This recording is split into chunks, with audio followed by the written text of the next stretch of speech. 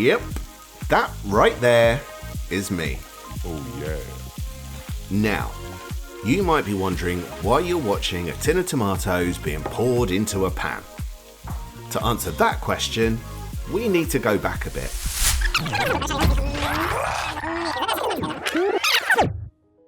The journey begins with a kind donation made to the food bank by someone just like you. But why did you donate me? Well, here's the really important bit. The Bank the Food app provides a handy shopping list for finding the items the food bank is short on, meaning you can donate exactly what they need, which is great because, hey, hold on, where am I going now?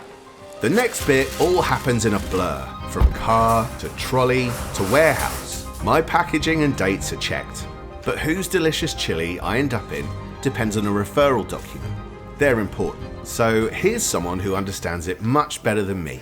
Referrals come from churches, schools, charities, the local council and many more.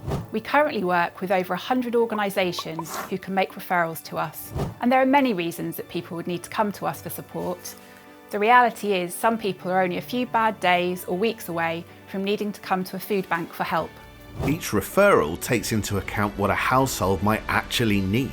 For example, if they have dietary requirements, or whether they have a hob or not, because, you can't cook a chili without a hob, right? The volunteers can then grab what they need for the food parcels ready for collection.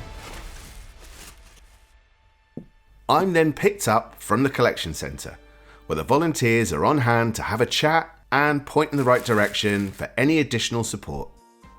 Then finally, I'm where I need to be. Oh yeah.